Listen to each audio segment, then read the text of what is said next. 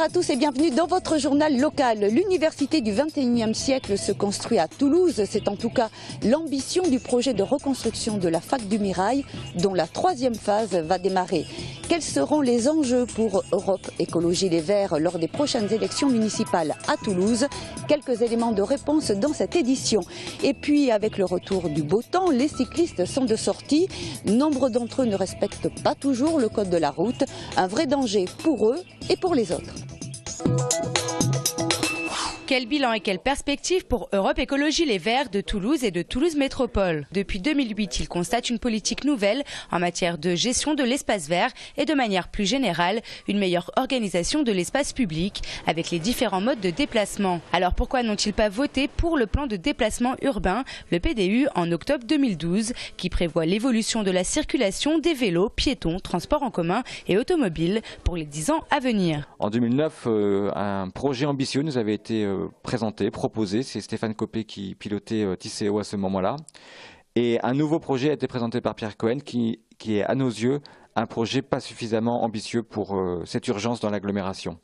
Donc nous avons ce point de divergence important au sein de la majorité. C'est pour cette raison que nous demanderons à nos partenaires politiques de faire infléchir cet élément de la politique et ce sera une des conditions d'un possible travail commun dans l'exécutif sur la séquence 2014-2020. Ces derniers pourraient présenter une liste autonome au premier tour des élections municipales 2014.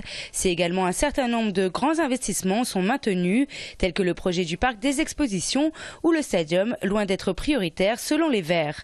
Alors que souhaitent-ils ? Une diversification économique qui ne base pas tout le développement de notre agglomération sur l'aéronautique et des outils tels que la régie municipale de l'eau, tels qu'une société publique locale pour gérer les parcs de stationnement qui sont aujourd'hui en concession. Actuellement, les Verts sont en pleine réflexion avec d'autres partis politiques, et y compris le parti de gauche. Aujourd'hui, le DAL a investi des bureaux vides situés au 1 rue Delpech. Ces locaux de 400 m² étaient vacants depuis 2008. Le mouvement du droit au logement veut installer d'ici 48 heures une dizaine de familles avec enfants. Le DAL désire par cet acte rappeler qu'entre 2000 et 3000 logements sont vacants et directement habitables sur Toulouse. Ce bâtiment appartient au groupe Clésia. Cette structure devrait saisir un huissier pour signifier une occupation illégale. Une bataille juridique s'annonce donc dans les mois à venir. Coup d'envoi de la troisième phase de reconstruction de la fac du Mirail engagée depuis les années 90. Le bâti devenu obsolète fera place à un nouveau modèle de campus respectant l'esprit Candilis, architecte qui avait conçu l'université dans les années 60. Grands espaces paysagers, architecture exemplaire en développement durable, espaces de travail modulables, cadre de vie accueillant, l'université du Mirail disposera des atouts nécessaires pour développer son attractivité. L'université est en train de se refonder complètement sur une nouvelle manière de penser ses formations, une nouvelle manière de penser la recherche et une nouvelle manière de penser la vie sur les campus. Donc cette reconstruction, elle, par son projet, répond à ces nouveaux usages. Donc nous allons pouvoir mieux travailler dans cette université, mieux vivre, et ça représente un effet de levier fondamental pour avoir justement une formation de haut niveau, une recherche de haut niveau. 150 millions d'euros financés dans le cadre de 3 contrats de projet État-région ont déjà permis les constructions de nombreux bâtiments tels que la bibliothèque, la fabrique, le restaurant universitaire ou encore l'UFR de langue. Pour cette troisième phase de travaux, une dotation de plus de 200 millions d'euros de l'État et une enveloppe équivalente pour l'entretien pendant 27 ans vont financer les reconstructions de 3 UFR et les créations de 7 nouveaux amphithéâtres, 3 centres de ressources, un city-stade et des salles de sport, un village solidaire et une crèche ouverte à tous. D'ici la fin de l'année 2016, la fac du Mirail sera entièrement restructurée. Les parents d'élèves de l'école L'Espinasse sont en colère. Le CDEN, Conseil départemental de l'éducation nationale, qui a statué en février sur les effectifs, a acté la fermeture d'une classe. Les parents mettent en doute l'estimation du nombre d'élèves à la rentrée prochaine. Ils ont décidé de fermer en comptant 152 élèves dans l'école. Au mois de février, ils ont décidé ça, alors que nous ne comptions pas du tout, mais alors pas du tout la même chose. On compte 164.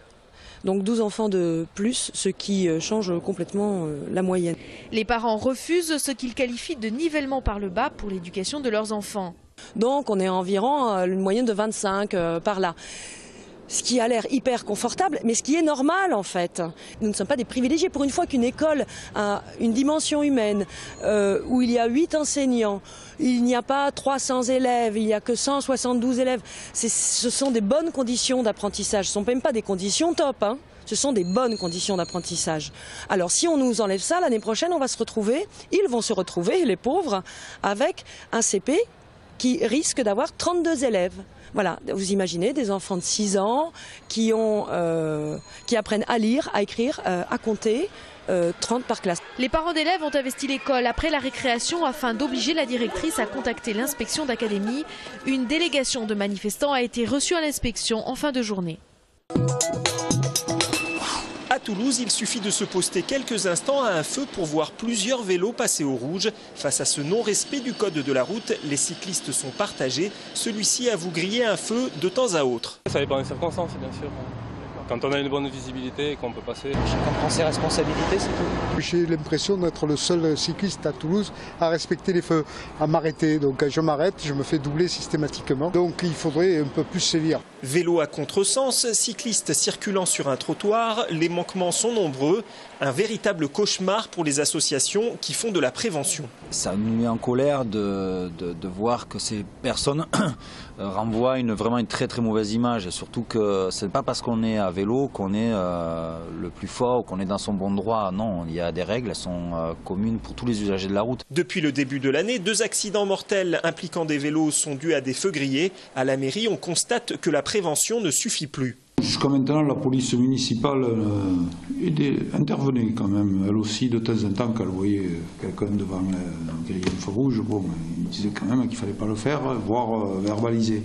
Mais bon, je pense qu'on va avoir aussi, là aussi, des attitudes un peu plus systématiques sur la répression. Hein. Une satisfaction tout de même pour la mairie, aucun accident n'est à déplorer dans les zones 30. En 4 ans, à Toulouse, le nombre de cyclistes a été multiplié par 2. L'association Arc-en-Ciel a organisé le lundi 15 avril une manifestation sur la place du Capitole afin de défendre les droits des LGBT, lesbiennes, gays, bisexuels et transgenres.